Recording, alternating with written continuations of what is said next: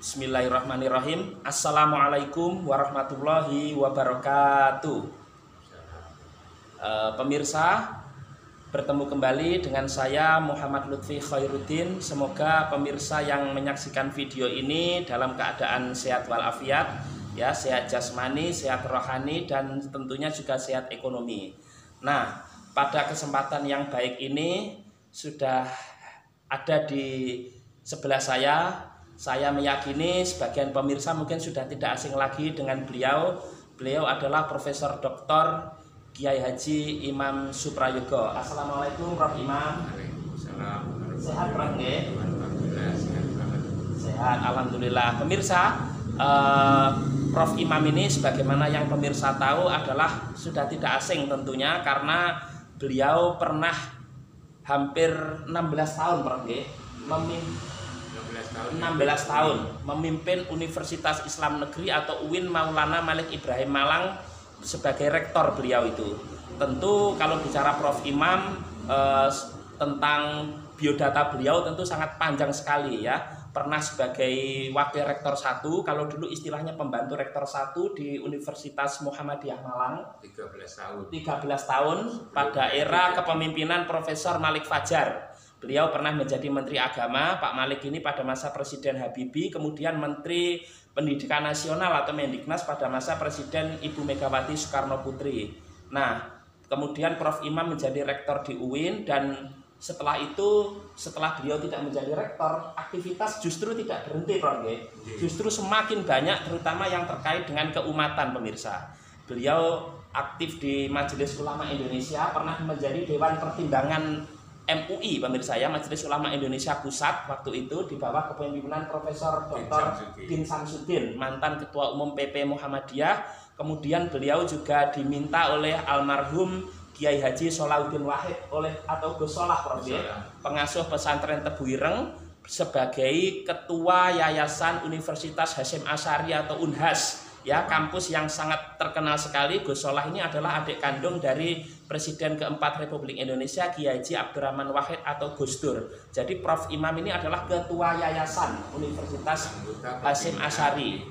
Kemudian anggota Dewan Pembina Yayasan Universitas Islam Malang atau UNISMA, di mana Prof Imam ini kalau tidak salah itu diminta langsung Prof oleh almarhum Kiai Haji Muhammad Tolha Hasan. Kiai Tolha ini pemirsa adalah pernah menjadi Menteri Agama pada era Presiden Abdurrahman Wahid atau Gus Dur. Jadi lengkap sekali pemirsa.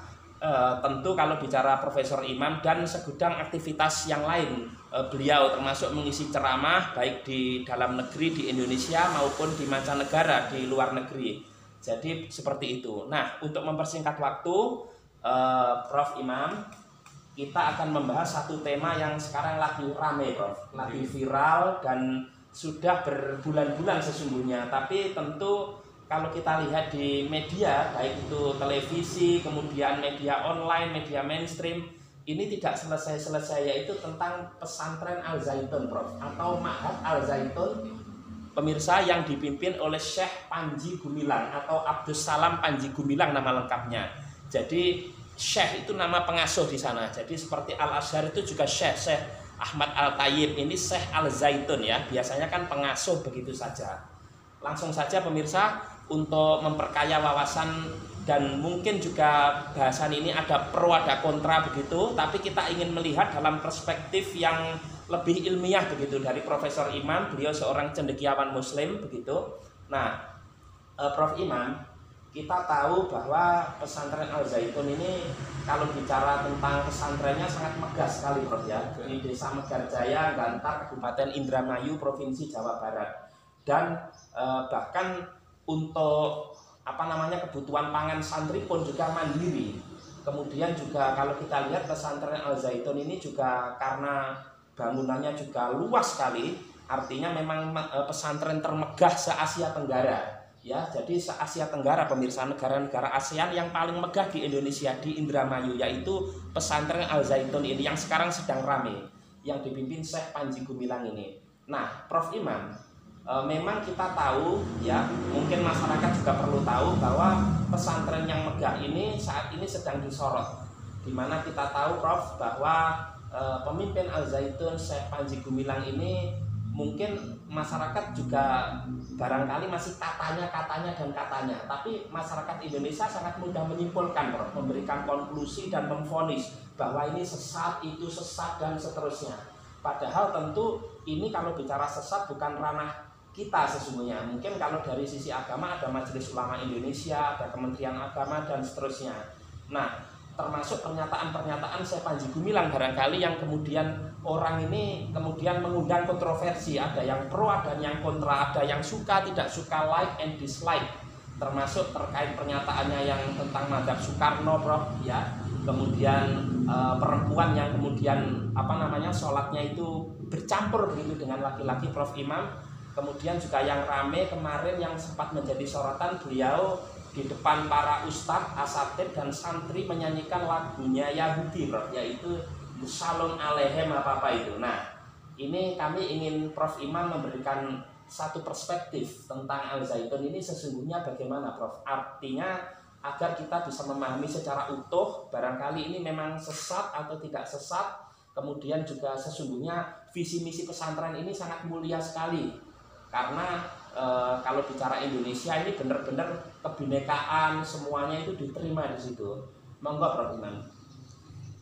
Terima kasih Mas Lutfi. Memang sudah beberapa kali saya diwawancarai tentang Al Zaitun ini oleh Mas Habib yang biasa mewawancarai saya. Dosen senior di UMM itu punya konten begitu, channel YouTube. Lalu kemudian juga dari Log News TV dari Jakarta. Oh, dari Jakarta. Dua kali. Mas Habib beberapa kali, terus sekarang ini sampean itu Mas Lutfi datang ke sini tentang Al Zaitun ini. Memang saya sangat tertarik dengan Al Zaitun ini sebetulnya itu. Terlepas dari kontroversi orang setuju tidak setuju, yang menarik buat saya itu apa? Al Zaitun itu kan mempunyai perencanaan untuk mengembangkan lembaga pendidikan pesantren, dan saya lihat itu sukses. Pendidikan Islam, ya, berbasis pesantren itu menurut saya luar biasa, yang disebut-sebut sebagai lembaga pesantren terbesar di Asia Tenggara. Kalau dilihat dari sisi bangunan gedungnya itu kan, juga keluasan tanahnya, lalu kemudian juga sistem pendidikannya, lalu mengaitkan antara pendidikan dengan kemandirian, ya, usaha-usaha ekonomi, bahkan lalu juga membuat kapal yang cukup besar itu luar biasa menurut saya. Galangan kapal. Maka saya sebagai orang yang mencintai pendidikan yang berbasis agama ini, saya lihat kemajuan daripada Al Zaitun itu, saya betul-betul memberikan apresiasi saya. Saya punya bayangan andaikan Al Zaitun itu lalu ditumbuh kembangkan, ya, dikembangkan di setiap provinsi di Indonesia ini Indonesia akan menjadi luar biasa. Misalnya masing-masing provinsi mempunyai lembaga pendidikan seperti Al Zaitun ini, mulai dari Aceh sana, Padang, lalu kemudian Medan, lalu Jambi sampai ke timur itu ada kayak seperti Gontor, Prof, ya, ada cabang di sini. Ya, ada seperti itu. Itu menurut saya luar biasa, dan Indonesia sebagai negara Muslim terbesar, ya, di dunia ini, mereka tidak saja bisa diandalkan tentang jumlah, ya, tetapi juga memberikan kontribusi pemikiran-pemikiran tentang agama untuk dunia ini. Nah, sekarang ini sebetulnya kan Indonesia ini kan seringkali kan dianggap satu sisi populasi penduduknya yang beragama paling besar, tapi dalam hal lembaga ilmuwan juga masih belum gitu loh, masih kalah dibanding misalnya citranya dengan negara-negara di Maroko, di Al-Azhar, di Mesir, macam-macam itu. Timur Tengah, Timur Tengah. Menurut teman saya, jangan dalam waktu yang tidak lama, seharusnya Indonesia harus memimpin dan semua hal yang terkait dengan pendidikan Islam ini. Saya kadang-kadang sedih kok lihat itu. anak-anak Indonesia kok dikirim belajar agama ke Maroko, ke Mesir ya, lalu kemudian ke negara-negara Arab gitu kan, ke Aljazair, lalu ke Pakistan dan seterusnya. Jangan begitu gitu. Nanti dengan dikembangkannya model seperti Zaitun itu, Indonesia menjadi pusat. Itu kenapa Prof Imam? Pusat Kalau dikirim ke luar negeri itu, padahal kita Muslim terbesar, apa mungkin karena memang kalau Timur Tengah Islam dari sana, atau kualitas kita itu jauh di bawah sana, Prof? Bukan. Indonesia itu dari sisi pendidikan agama kualitasnya jauh lebih unggul ya, dibandingkan dengan negara-negara lain itu. Saya bukan hanya katanya, saya kan sudah datang ke Maroko, saya datang ke Mesir, saya juga datang ke Yaman, saya datang ke Sudan, ke Saudi Arabia, bahkan ke Iran, ke Irak saya sudah datang semua, ke Yordan. Maka kalau saya banding-bandingkan, Indonesia itu sudah jauh lebih maju bila dibandingkan dengan di negara-negara yang saya sebutkan tadi. Karena itulah maka dengan adanya Zaitun lalu kemudian dikembangkan lebih lanjut, Indonesia harus menjadi tempat tujuan belajar bagi anak-anak dari berbagai belahan dunia. Itu kalau menurut saya. Jadi bukan kita mengirim, bukan kita menjadi murid datang ke negara-negara, tapi kita hendaknya menerima murid dari berbagai belahan dunia. Prof tadi mengatakan Al Zaitun ini sukses, ini lebih kepada fisiknya yang bangunannya megah atau kepada kualitas pendidikan yang atau juga jumlah daripada santri yang atau murid yang ada di situ, Prof? Saya itu lihatnya begini, sehingga Prof Imam bangga ini. Di Jawa Timur ini saya tahu datanya itu, kebetulan ada wali muridnya yang saya ketemu dengan mereka itu yang di Malang di sini di sebelahnya kampus UIN itu kan ada yang putranya di Al Zaitun udah lulus. Nah, itu lalu kemudian dia sekolah di perguruan tingginya saya di Surabaya atau di mana itu, lalu kemudian di Kediri, lalu Semosari sini, lalu kemudian di di Sidoarjo. Saya lihat yang saya kenal ini, tatkala menyekolahkan ke Zaitun, tidak hanya seorang, ada wali murid yang anaknya itu tiga-tiganya bahkan 6 itu disekolahkan di sana semua. Di Singosari itu ada orang yang sekolah di Zaitun itu sampai 7 anaknya itu. Anaknya 7 semua disekolahkan di Al Zaitun semua. Saya ketemu orangnya. Tidak ada kekhawatiran yang saya sesat itu gimana? Saya tanya kepada mereka itu. Di Jawa Timur itu alumni Al Zaitun itu sudah ada 630. Yang sekarang belajar di sana itu, yang sekarang belum lulus masih belajar, ada 218 orang. Nah kemudian ada pengurus keluarga Jawa Timur yang nyekolahkan di Zaitun, tersusun rapi. Sehingga kalau kita itu ingin tahu gimana, itu gampang sekali. Kita datang aja ke Pak Rudianto ya di mana itu?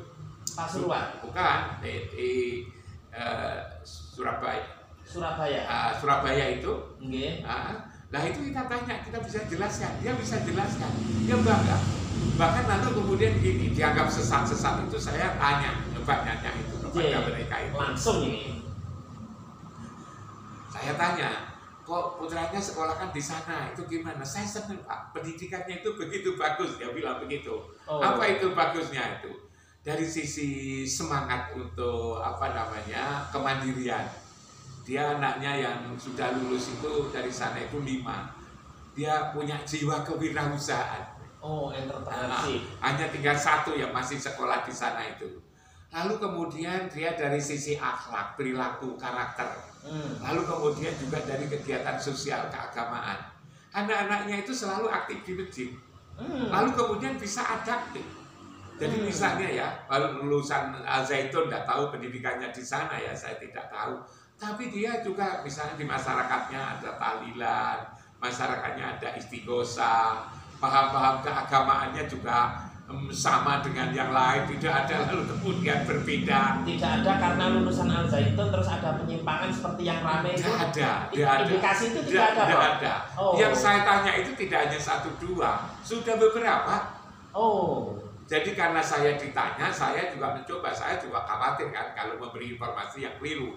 Maka lalu saya juga berpikir, daripada disekolahkan di negara-negara lain, lalu kemudian pulang, tidak saja lalu kemudian bisa adaptasi dengan masyarakatnya, tapi malah justru apa itu menyesatkan ini bid'ah itu tidak boleh. Itu kan repoti. Kalau kita sekolahkan diri sekolah di luar negeri karena kulturnya beda. Betul. Setiap pulang lalu kemudian orang tuanya diomongin bahwa itu jangan dilakukan, ini bid'ah, ini jangan dilakukan, ini tidak boleh. Ini kan malah repot ya kayak gitu tuh. Okay. Artinya kurang bisa adaptif. Makanya itu kalau saya lebih baik kalau soal-soal agama jangan sekolah ke luar negeri. Kalau soal-soal agama justru orang-orang luar negeri itu sekolah di Indonesia. Coba kita lihat misalnya di Indonesia itu. Kalau di luar negeri sains tidak ada kalau masalah. sains dan teknologi kita kirimlah ke Amerika, kita kirim ke Eropa ya, negara maju Jepang. Tapi kalau agama kita jangan belajar ke tempat lain. Di Indonesia ini kurang apa?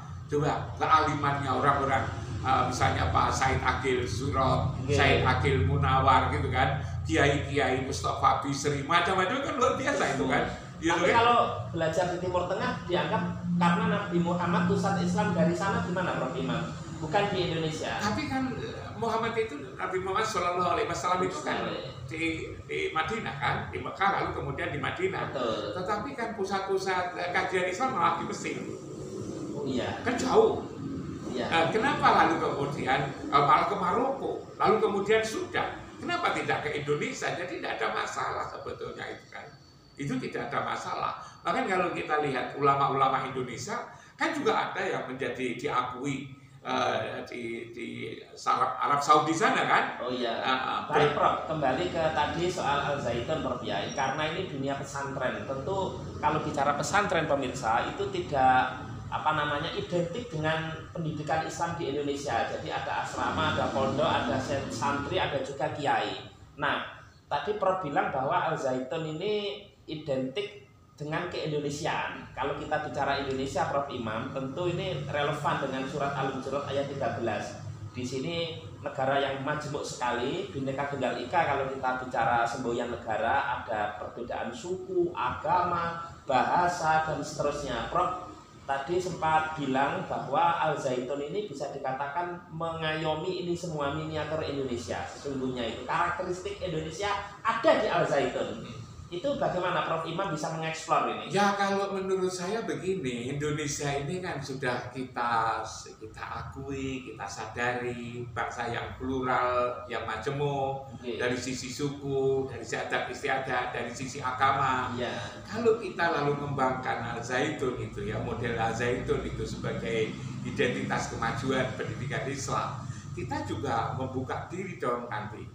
Karena Indonesia itu majemuk ya. Bagaimana misalnya di daerah-daerah Nasrani ya, seperti misalnya di Medan kan ada Taruntung sana itu, lalu suku Batak, lalu kemudian di Manado, lalu ada di Ambon, NTT, Papua. Itu didorong ada lembaga pendidikan yang maju, sebagaimana Zaitun itu. Pendidikan umum atau pendidikan Islam? Pendidikan yang berbasis agama, seperti misalnya ya. Tapi Islam ya? Ya enggak harus Islam. Kalau belajar ke Taruntung, ke Sumatera Utara itu, lalu kemudian juga ke Manado, lalu ke Ambon, ya Kristen dong. Dibuat yang maju. Islam yang maju, ada Kristen yang maju, ada Hindu yang maju, Bali. Iya. Gitu kan? Iya. Sehingga lalu kemudian kemajemukan Indonesia itu tampak sekali. Kan tidak apa-apa. Jadi kalau ingin belajar ilmu berbasis agama apa saja, itu ke Indonesia. Iya. Gitu kan? Terutama kalau kita sebagai orang Islam tentu stressingnya penekanannya ya lebih ke Islam Rob ya, karena ada misi dakwah orang itu. Islam tentu ke Islam kan, tapi Indonesia itu kan majemuk. Betul. Kalau Indonesia itu majemuk, lalu kemudian di Al-Zaitun itu sudah dipelopori, walaupun stressingnya Islam, tapi juga menerima siapa saja yang berkunjung di situ, kan itu kan? Iya. Lalu kemudian dihargai, dihormati, disadari bahwa kita itu majemuk. Lalu kemudian kalau kita ngomong pendidikan Islam yang maju di Indonesia kan juga ngomong pendidikan ya agama yang lain. Oh, gitu kan? Baik, agar lalu kemudian Indonesia itu dari berbagai macam agamanya menjadi maju. Kan begitu. Baik, Prof Imam, mungkin yang pemirsa ingin tahu, Prof, ini tentu kalau bicara Al Zaitun, dari sisi pendidikan, kemudian juga secara fisik, kurikulum, seperti yang Prof Imam katakan tadi sangat bagus sekali. Tetapi kalau bicara Al Zaitun ini sekarang masyarakat lebih terpersonifikasi, Prof, terhadap sosok pimpinannya, yaitu Syekh Abdul Salam Panji Gumilang, atau yang biasa kita panggil Panji Gumilang, di mana beliau tadi yang seperti prolog yang saya sampaikan tadi di awal, banyak pernyataannya yang dianggap kontroversial, bahkan dalam tanda petik sesat. Seperti sekarang juga masyarakat sedang fokus untuk mengamati, di mana beliau sudah ditetapkan, Prof, secara hukum sebagai tersangka begitu, tentang penodaan agama dan seterusnya. Artinya apakah kemudian memang Al Zaitun yang tadi bagus itu, terus kemudian Panji Gumilang sebagai pimpinannya ini suatu hal yang terpisah, atau orang mengira pemikiran-pemikiran Panji Gumilang ini diajarkan di Al Zaitun, tapi nyatanya tadi yang Prof Imam katakan ada yang alumni dari Al Zaitun sesungguhnya tidak seperti yang Panji Gumilang kontroversi itu gimana Prof Imam sesungguhnya itu? Kalau melihat lembaga pendidikan pesantren, memang kiai itulah sebetulnya sebagai sosok pemimpinnya di lembaga pendidikan itu. Tidak bisa lalu kiai dipisahkan dari pesantrennya, sebab yang membuat pesantren itu ya kiainya itu. Berbeda dengan sekolah atau universitas. Kalau universitas kan ada periodisasi. Betul, kepala sekolah bisa diganti. Betul. Seperti saya dulu menjadi rektor, sekarang tidak jadi rektor. Tapi kalau pendidikan pesantren itu ya yang dipelajari ya kiainya itu. Bahkan kurikulumnya itu ya sebetulnya mau kita sebut ya kurikulumnya itu ya kiai itu sendiri. Kalaupun toh misalnya ada kurikulum Departemen Agama Dinas itu kan di pesantren yang ada sekolah umumnya. Betul. Tetapi dalam hal sehari-hari yang dipelajari oleh anak-anak itu ya kiainya itu. Karena itulah kiainya memang menjadi sosok apa itu namanya? Ya role modelnya itu ya kiai. Belajar ke pesantren itu tidak hanya belajar ilmu, tetapi juga belajar bagaimana berperilaku yang baik, menjadi hatinya yang bagus, kan begitu kan? Spiritualnya bagus, intelektualnya bagus, tata krama itu yang bagus di sehari-hari, bagaimana berbaik sama orang tua, berbaik dengan guru, berbaik dengan tokoh masyarakat, berbaik dengan orang lain, kan begitu di pesantren itu. Ya, yang terkait Al Zaitun tadi, Prof. Nah, kalau itu misalnya di Al Zaitun, lalu kemudian ya, takut nanti anaknya seperti pernyataan-pernyataan Panji Gumilang yang kontroversi, yang tadi saya sampaikan itu, Prof. Kalau kita lihat dari sisi hasil usaha itu kan bisa dilihat dari proses ketika usaha sehari-hari dididik, itu bisa dinilai itu. Tapi kan juga bisa lihat dari hasil. Kalau hasilnya tidak bermasalah, berarti proses itu kan juga tidak bermasalah. Oh iya. Ya kan? Kalau saya lihatnya dari hasilnya. Hasil itu menggambarkan proses. Hasil itu menggambarkan bahwa proses itu sudah bisa menghasilkan sesuatu yang bagus, kan begitu. Kalau hasilnya dikatakan bagus, kok lalu kemudian prosesnya disalahkan, kan malah keliru. Tidak linear kan gitu kan. Nah, itu kan di situ. Lalu kemudian kalau sampai nyebut bagaimana salamnya beraneka ragam itu kan. Iya, salamnya juga. Itu kan pemimpin-pemimpin bangsa Indonesia itu kan juga sudah beraneka ragam salamnya. Misalnya assalamualaikum, salam sejahtera gitu kan. Swastiastu, Namo Buddhaya, Salam. Iya, tapi kalau orang yang fanatik itu bisa dikatakan syirik gitu, Prof. Artinya itu sudah dilakukan oleh para bupati, gubernur gitu kan, menteri gitu kan. Bahkan juga orang Islam juga katakan assalamualaikum, salam sejahtera untuk kita semua, salam swastiastu, Namo Buddhaya, Rahayu, itu banyak sekali, salam Pancasila, kan banyak sekali. Kalau di Islam tidak ditakutkan menggerus iman, Prof ya? Saya kira tidak. Iman maksud hanya bisa digerus lewat itu. Iman itu di mana? Iman itu di dada. Iman itu ada di dalam hati. Karena itu sebetulnya kalau sampai mengatakan sesat menyesatkan itu sebetulnya juga tidak bisa. Agama itu urusan apa? Agama itu kan bukan urusan jasmani. Agama itu kan Rohani. urusan rohani. Hati. Makanya agama hati, karena itulah agama disebut sebagai rohaniawan. Itulah sebabnya agama itu tidak bisa dipaksa-paksa. Agama juga tidak bisa dilihat. Karena agama itu tempatnya ada di wilayah hati ini, rohani ini. Roh itulah yang diurus oleh agama. Yang ngurus di dalam hati ini manusia sendiri tidak bisa. Karena itu kalau tanya tentang roh, yas'alunaka anir ruh, kuliruh min amri robbi. Kalau kamu ditanya tentang roh, maka katakan bahwa roh itu adalah urusan Tuhan. Kan begitu? Iya. Karena itu memang nggak bisa di dalam ini. Orang nggak bisa kelihatannya kok seperti itu sesat, nggak bisa. Bahwa agama itu ada di dalam dada ini.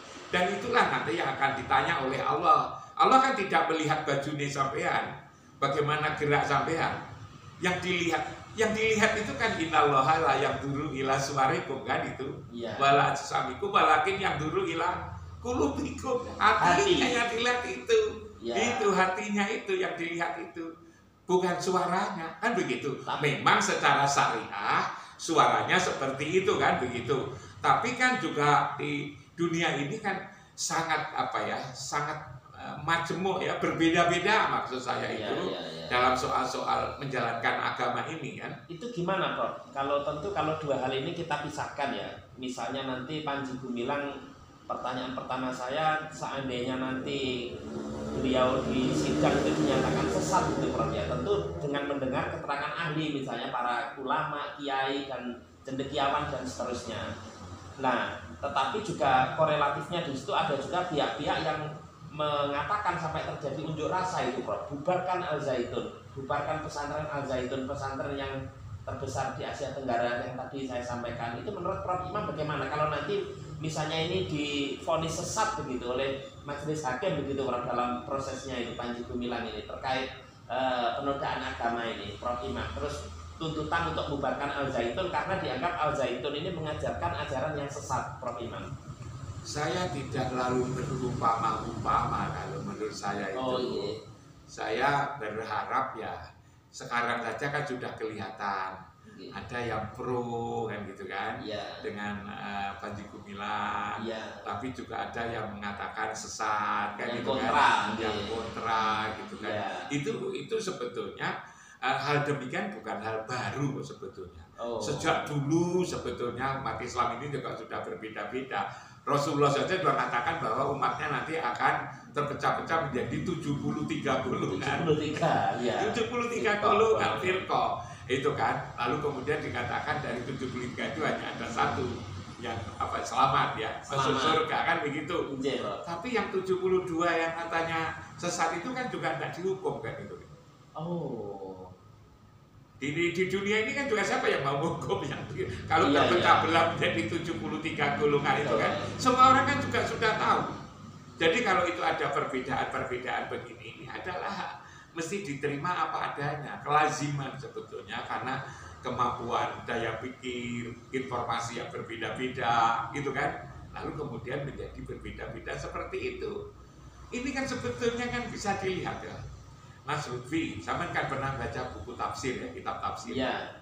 Sampean kalau membaca kitab tafsir 5 apa ada yang sama? Pasti beda Pak. Jalalain, Ibnu Katsir, kalau misalnya 10 apa ada yang beda? Apa yang sama? Kan ada.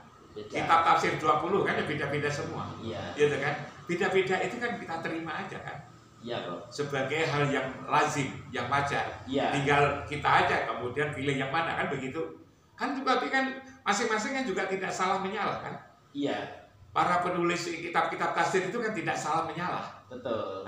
Ya nanti kan sebetulnya masyarakat kan bisa seperti itu sebetulnya. Tapi masalahnya begini, Prof Imam dan pemirsa, Prof tadi bicara soal lazim, artinya sesuatu yang sudah umum gitu di masyarakat.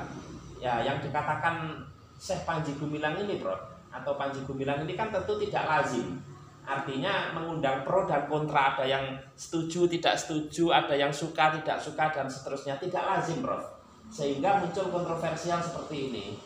Bagaimana itu kalau dikatakan tidak lazim itu, Prof Panji Gumilang? Artinya kalau yang tafsir itu mungkin kan dasarnya jelas, misalnya di Al-Quran dan hadis misalnya, atau as-sunnah, ijma', qiyas, dan seterusnya. Tetapi Panji Gumilang itu tidak lazim, dan mungkin juga beberapa ulama menyatakan menyimpang begitu dari syariat, sehingga muncul kontroversi seperti ini, rame begitu Prof Imam. Makanya itu kan saya katakan, kan tidak hanya satu kelompok yang menganggap itu menyimpang, tapi kan juga ada urean-urean para cendekiawan, para ulama yang mengatakan bahwa apa yang dilakukan oleh Panji Gumilang itu bukan hal baru. Tapi dulu juga sudah pernah ada.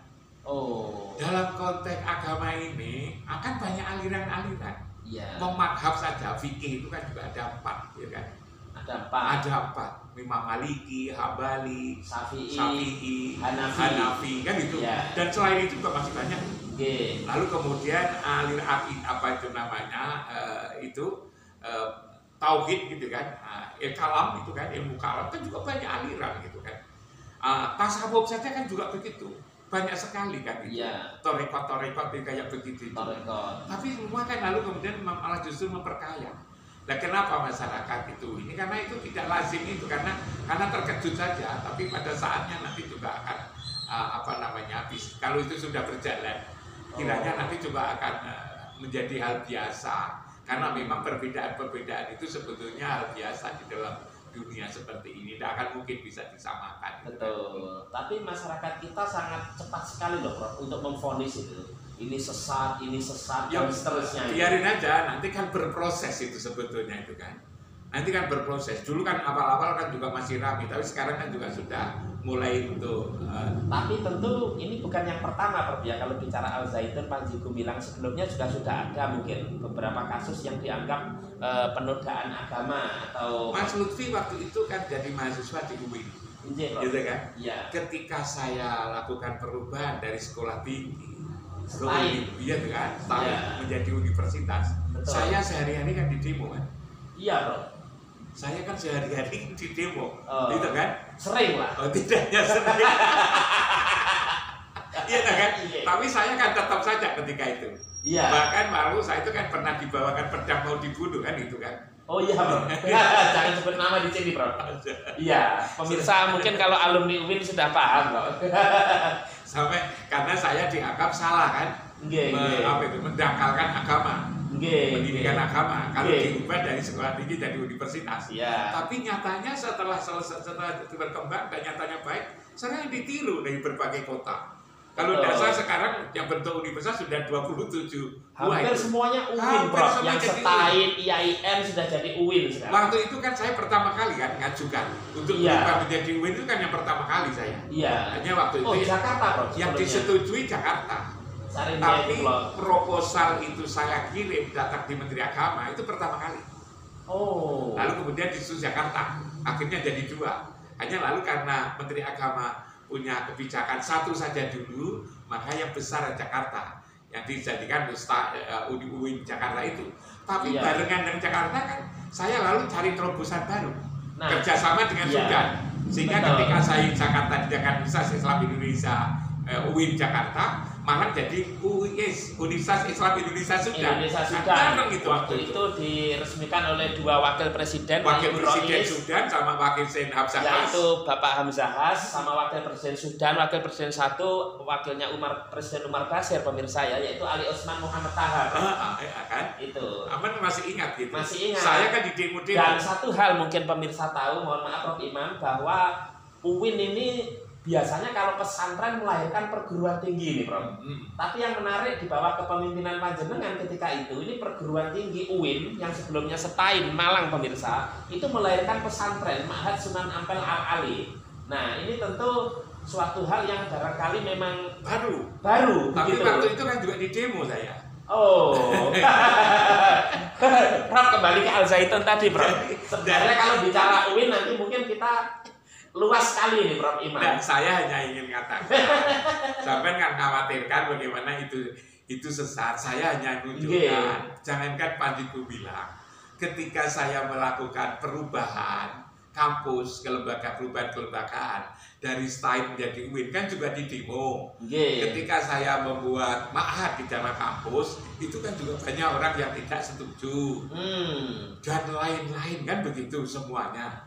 Saya kan juga sampai capek sebetulnya menghadapi problem-problem kayak begitu itu. Apa Prof Imam mau mengatakan ini Panji Gumilang mirip yang dialami Prof Imam begitu? Apa yang dialami oleh Panji Gumilang itu juga saya alami ketika saya melakukan perubahan-perubahan seperti itu. Tapi bedanya gini Prof Imam tidak pernah saya dengar mengeluarkan pernyataan atau sesuatu kebijakan yang kontroversial seperti Panji Gumilang, Prof. Sehingga Prof Imam mungkin resistensinya tidak sebesar Panji Gumilang, meluas kemana-mana begitu, Prof.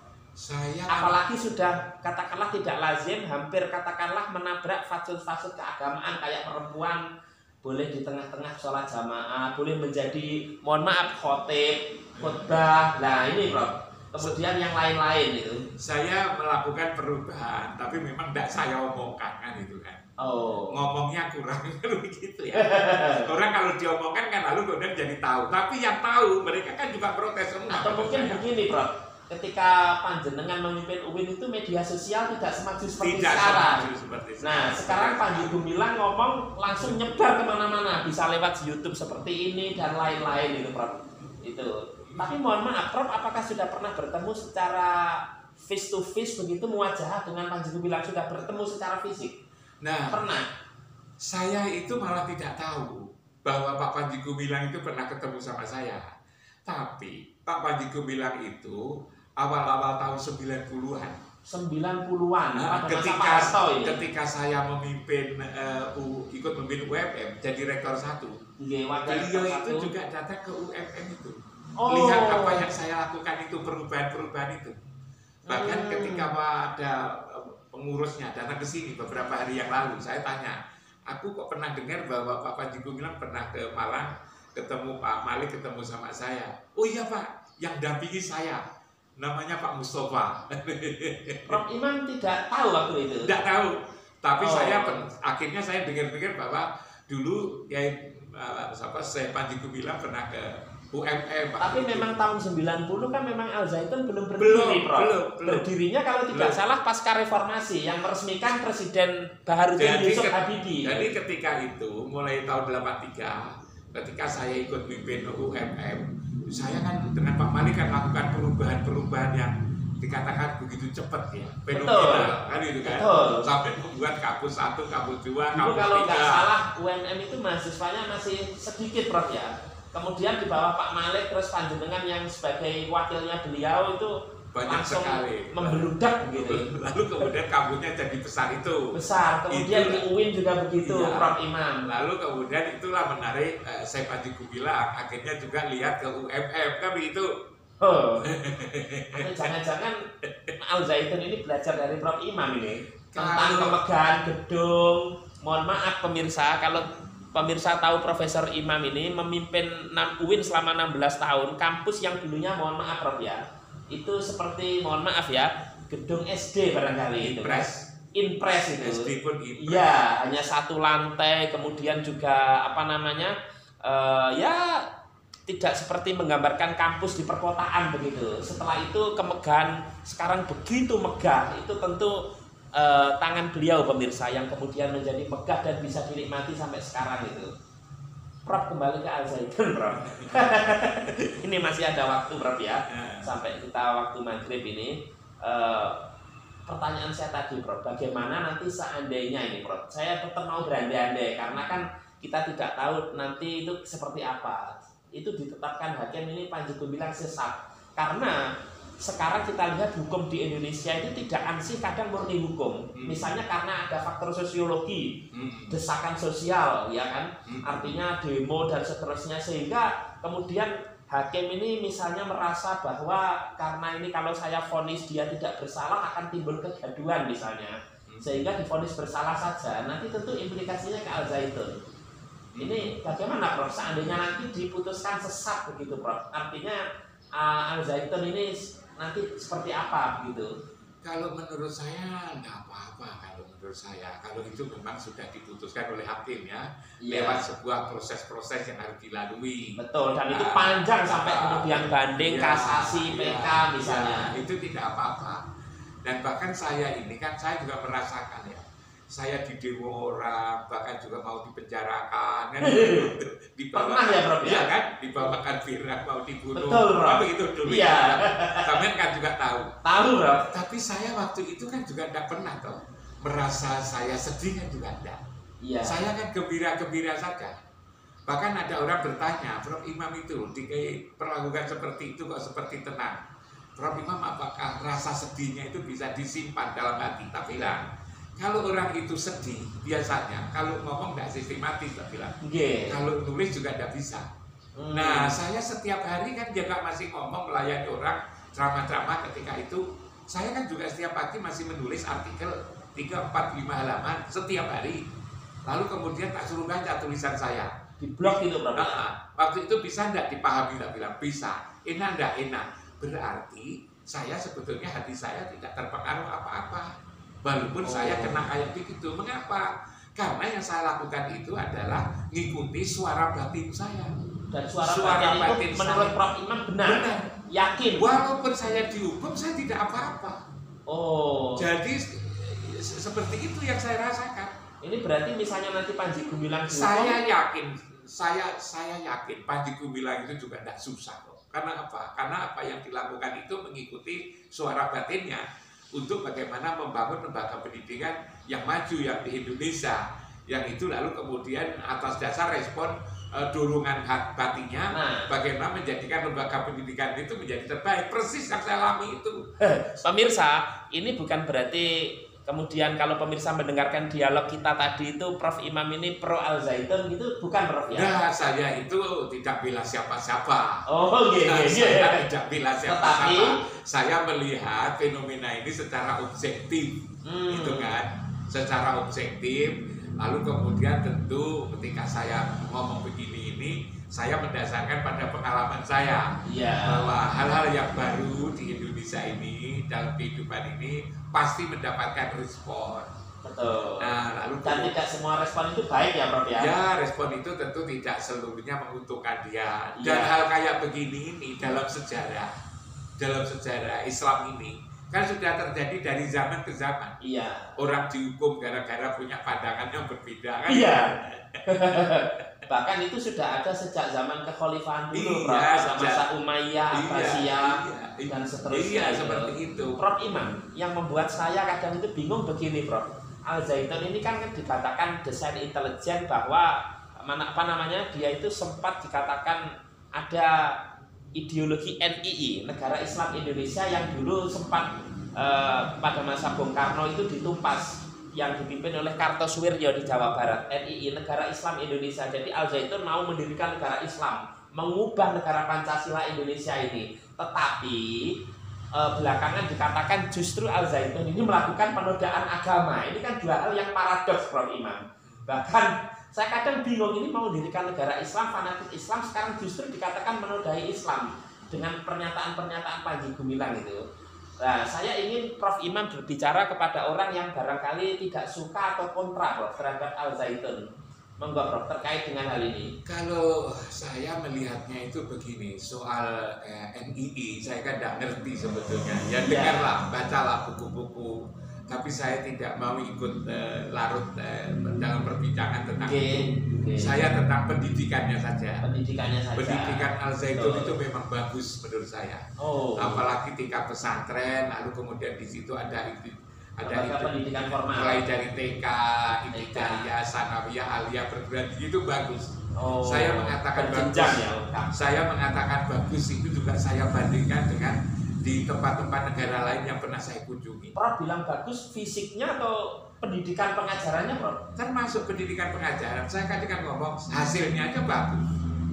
Tidak saja prosesnya, hasilnya itu loh di Jawa Timur itu loh. Ketika saya ketemu apa yang Prof melihat nilai tambah, nilai lebihnya dibanding yang lain, yang tadi lulusan Al Zaitun itu, Prof? Lulusan Al Zaitun itu ketika lu pulang juga tidak melahirkan masalah.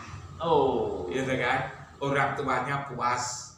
Buktinya puas apa? Tidak saja anak pertama yang disekolahkan, tapi juga anak kedua, anak ketiga, anak keempat.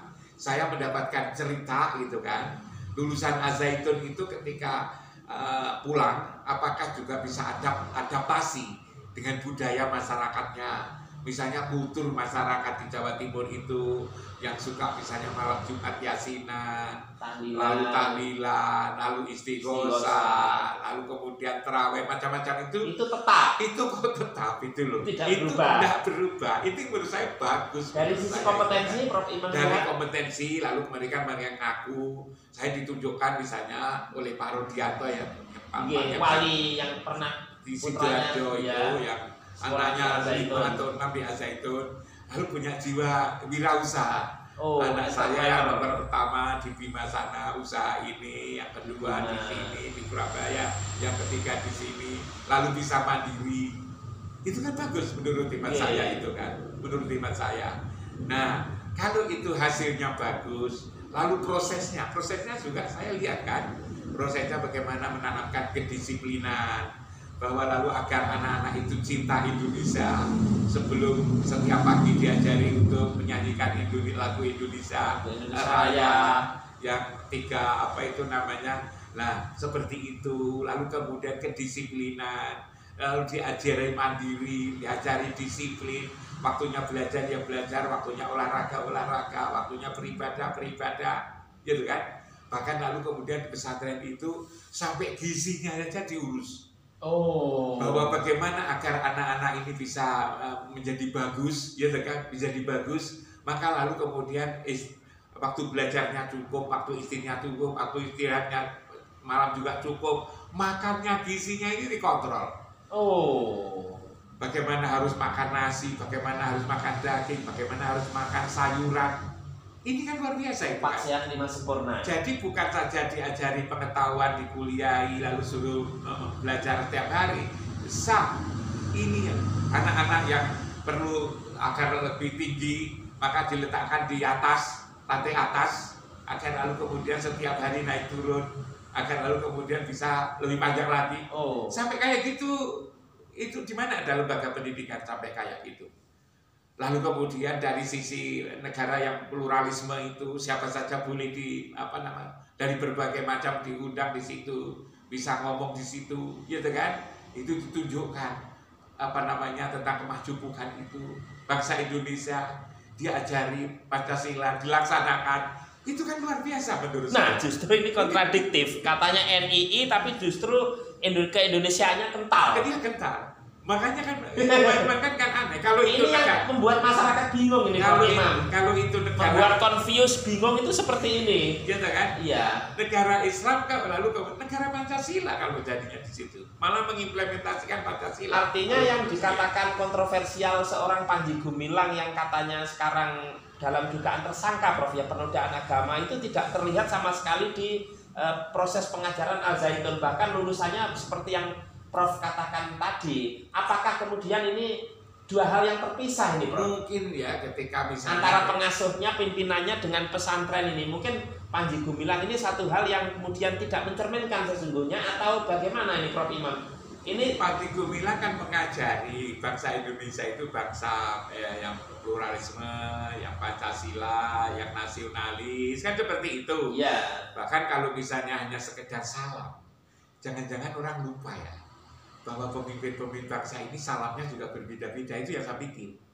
Coba mulai dari para menteri, para gubernur, wali kota, bupati, rektor-rektor, di mana-mana kalau salam kan Assalamualaikum warahmatullahi wabarakatuh, salam sejahtera untuk kita semua, Namo Buddhaya, Om Swastiastu, Salam kebajikan, Rahayu. Itu sebetulnya kan sudah dilaksanakan. Tapi ini, Prof, mungkin ada yang berpendapat ya itu bolehlah untuk pemimpin, artinya terkait salam tadi. Bahkan kalau mungkin Prof Imam tahu, Pak Harto, Prof, ya, Presiden Soeharto yang 32 memimpin itu salamnya hanya 1 itu, Prof. Assalamualaikum warahmatullahi wabarakatuh itu, Prof. Tapi juga Indonesia tetap utuh ini, Prof Imam. Artinya hal-hal yang demikian tentu memang khususnya umat Islam, Prof, ya, perlu diberi pencerahan agar kemudian tidak begitu mudahnya memvonis sesat misalnya. Kalau zaman Pak Harto itu kan. Iya, saya ingat betul kan itu. Berbeda dengan zaman sekarang. Demokrasi sudah harus mulai berkembang. Iya, reformasi. Semua orang juga harus mendapatkan penghormatan yang sama, kan begitu. Kalau dulu mungkin tuntutan itu belum. Kalau sekarang zaman Pak Jokowi ini tuntutan kan juga sudah seperti itu. Dengan zaman keterbukaan kayak begini. Iya.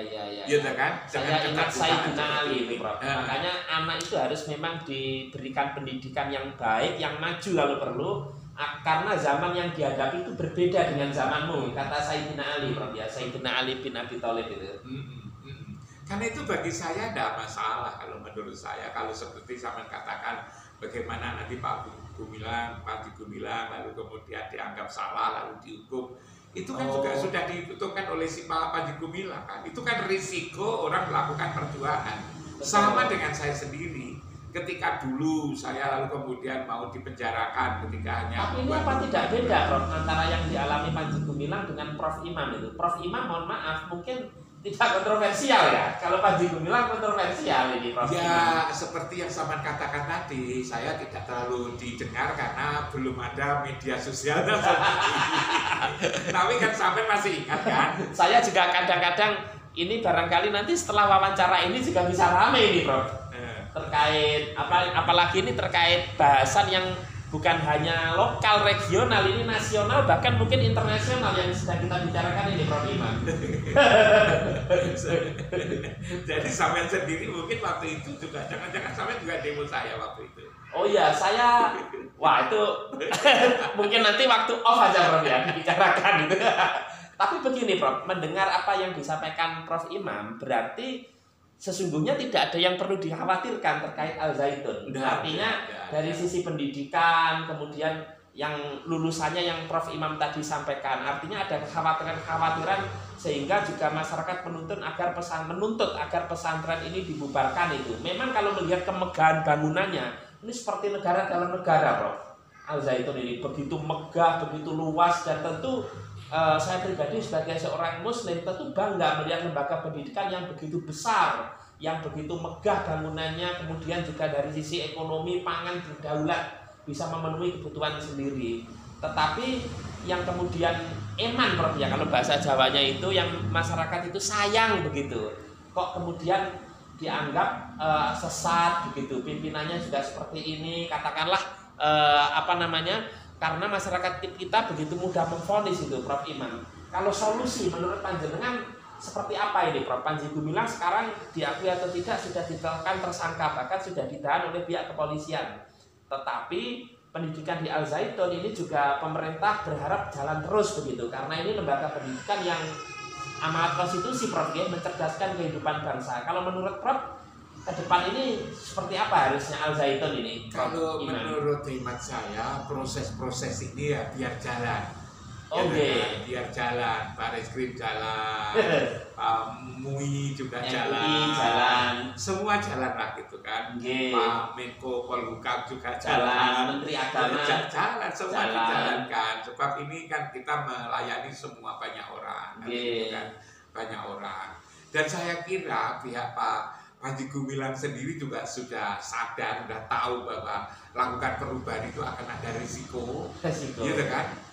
Pejuang itu tahu kok risikonya seperti ini, dan yang akan dialami itu akan sudah tahu bahwa melakukan perubahan itu kan membuat sesuatu yang berbeda dengan yang lain.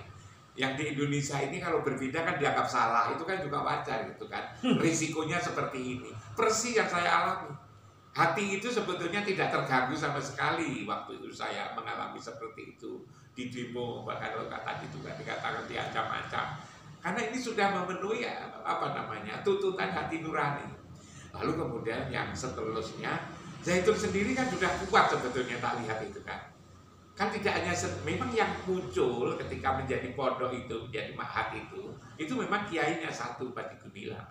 Tapi saya yakin di bawah itu sudah banyak kader-kader yang yang kemampuannya untuk memanage juga sudah dimiliki sebetulnya oleh Al-Zaitun. Artinya tanpa Panji Gumilang, Al-Zaitun bisa terus jalan. Masih bisa jalan menurut hemat saya, hanya memang kiai itu memang kayak begitu tuh, punya satu otoritas untuk menjadi otoritas. Betul. Tapi ketika nanti kiainya itu lalu tidak ada gitu kan, maka juga masih tetap jalan itu dilakukan juga bawahnya itu kan juga sudah ada pembinaan. Hanya memang akan menjadi lebih bagus kalau tidak terjadi seperti ini kan itu kan. Tapi kalau itu terjadi seperti ini pun sebetulnya saya kok masih yakin lembaga itu nanti akan mesti bisa berjalan. Bahkan kalau itu masih eksis. Kalau itu misalnya dicari orang lain sebagai pengganti, tidak pernah ada cerita pesantren itu mengimpor ya, mendatangkan orang lain untuk memimpin pesantren. Tidak pernah ada. Kalau rektor kan di-SK-in kan itu kan. Turun temurun kalau pesantren. Kalau pesantren kan seperti itu sebetulnya. Jadi itu kan ada kultur tersendiri masing-masing. Personal gitu kan. Ya, tapi yang membuat orang itu heran itu Al Zaitun sebegitu megah itu bicara funding pendanaannya itu makanya kok luar biasa gitu loh, Bro. Ya dulu kan juga UMM itu waktu saya mimpin kan orang bahkan idealnya kalau semua pesantren bisa seperti itu kan bagus, Prof. Imam. Kan seperti juga, kampus juga. Sampean kan juga lihat kan. Iya. UMM itu kan juga seperti kayak gitu. Padahal uangnya tidak ada dari pemerintah, nyari sendiri. Tapi kan juga bisa seperti itu besarnya. Kalau UIN, Prof? Kalau UIN dulu kan juga begitu. Awal-awal waktu itu kan saya juga mencari dari masyarakat. Walaupun orang bilang kampus negeri dari pemerintah, tapi masalahnya kampus negeri yang lain tidak sepesat UIN Malang kemajuannya. Kan waktu itu kan begini, saya kan juga jujur saja, di sana kan ada masjid besar gitu. Masjid besar itu dulu kan juga tidak dari pemerintah uangnya. Masjid At-Tarbiyah. Masjid At-Tarbiyah yang besar itu kan, saya kan mencari sumbangan waktu itu dari mana-mana. Serupiah pun tidak ada kok dari pemerintah masjid besar itu. Masjid gede itu loh. Dari Brunei, Bro. Makanya saya cari lah gitu kan. Lalu kemudian asrama yang bisa menampung 1.500 itu. Ma'had Sunan Ampel Al-Ali. Iya, itu kan juga tidak dari pemerintah. Kan saya mulai. Dari mana saya mulai? Orang yang tidak paham dikira setain UIN kampus negeri paling dari pemerintah begitu, Bro. Bukan, dulu kan saya mulai dari diri saya sendiri. Saya kan waktu itu punya mobil satu. Lalu kemudian mobil saya jual. Kemudian saya pakai untuk peletakan batu pertama. Kemudian setelah itu saya undang wali murid kan gitu, bahwa pendidikan itu harus dimajukan, kualitasnya harus didorong untuk menjadi unggul sesuai dengan keinginan wali murid. Dan saya ketika ini saya sudah berusaha untuk untuk mengorbankan apa yang saya miliki. Lalu kemudian setelah itu kan wali murid pada terharu. Akhirnya sudahlah kalau gitu saya nemani Pak Rektor, nemani Pak Ketua Stain, nemani Pak Doen, katakan bahwa uang bangunan gitu kan, katakanlah misalnya dulu tarik uang 1 juta, kan ada yang bayarin tidak hanya 1 juta, 2 juta, 3 juta, 5 juta kan itu kan dari daerah-daerah yang makmur seperti Sidoarjo. Tidak sama. Jadi ada uang yang sama, tapi ada yang sukarela. Tapi sukarela itu jauh lebih banyak daripada yang ditetapkan itu. Kenapa? Karena Al Zaitun seperti ini karena mereka itu kepingin gitu kan, agar rencana yang saya kembangkan itu menjadi cepat terlaksana kan begitu dulu itu. Sehingga lalu gedung-gedung itu kan tidak ada. Perumahan dosen, berapa jumlahnya rumah dosen? Kalau tidak salah ada 8 sampai 10. Itu satu pun juga tidak ada biaya dari pemerintah. Perumahan dosen yang di dalam ma'had? Di dalam ma'had itu. Itu kan banyak itu yang tipe-tipe 70 itu kan. Iya. Itu satu pun tidak ada yang dari pemerintah. Itu ketika itu saya membuat satu, nanti orang lain ya sudah tambah satu, saya nemani Pak Imam kan itu, nemani lagi kan itu sampai sekian banyak itu. Jadi masyarakat itu sebetulnya kalau sudah diberitahu untuk pengembangan kualitas pendidikan, mereka itu ingin sebetulnya ikut ambil bagian, berpartisipasi. Hanya mereka itu harus ada kepastian bahwa uang yang disetorkan itu adalah tidak disimpakan kan gitu kan, tidak disalahgunakan gitu kan.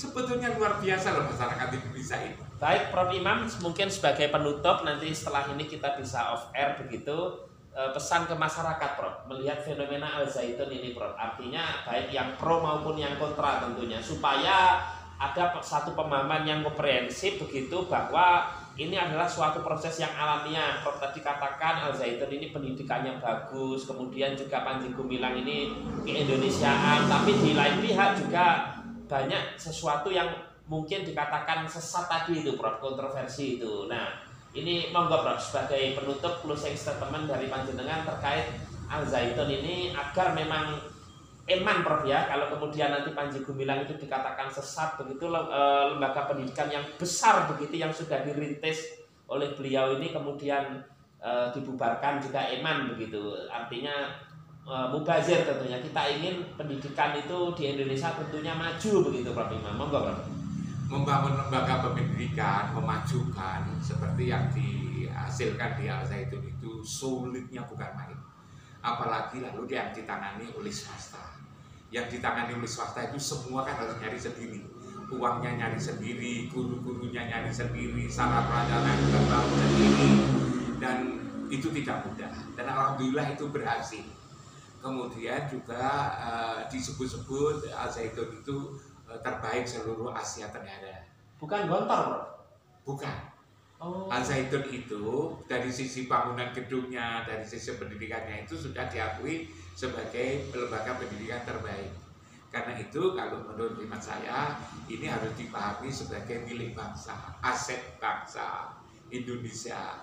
Dan kalau ini lalu kemudian bisa dicontoh, ditumbuh kembangkan di berbagai provinsi di Indonesia, ini akan menjadi sebuah pintu untuk memajukan lembaga pendidikan Islam yang ada di Indonesia ini. Dan kalau itu berhasil menurut iman saya, maka nama besar Indonesia itu akan tidak saja diakui di Asia, tetapi juga akan menjadi model di seluruh dunia ini. Yang selama ini belajar agama saja harus ke luar negeri, maka harus dibalik nanti jadinya. Indonesia bukan jadi murid, tapi Indonesia akan menjadi guru. Ada guru untuk pendidikan yang berbasis agama kayak begini ini. Nah ini akan membanggakan sekali menurut hemat saya. Karena itu apapun yang terjadi, hukum, proses sebagaimana yang dikehendaki oleh masyarakat kan begitu, asalkan lalu kemudian sesuai dengan prosedur, sesuai dengan dilakukan secara terbuka, adil dan jujur kan itu kan. Pendidikan saya itu diteruskan, dan bahkan seperti yang saya katakan tadi, sebagai bangsa Indonesia yang majemuk ini semua juga harus dikembangkan. Tidak saja yang unggul itu yang Islam, tapi yang Hindu di Bali juga bisa hebat seperti itu, sehingga menjadi kebanggaan orang Bali.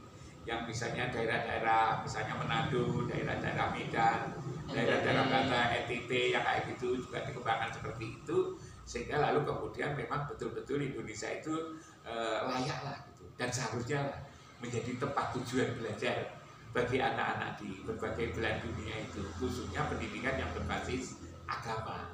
Sehingga lalu negara Indonesia yang Pancasila, yang Bhinneka Tunggal Ika itu memang benar-benar benar-benar bisa nyata gitu loh kan, indah sekali gitu kan, apalagi di zaman demokrasi yang kayak begini. Dan di UIN kalau tidak salah juga sudah banyak Prof mahasiswa dari mancanegara asing luar negeri yang ketika saya berhenti jadi rektor itu sudah ada 32 negara yang belajar di UIN Malang. Kalau tidak salah sekitar 500-an mahasiswa asing.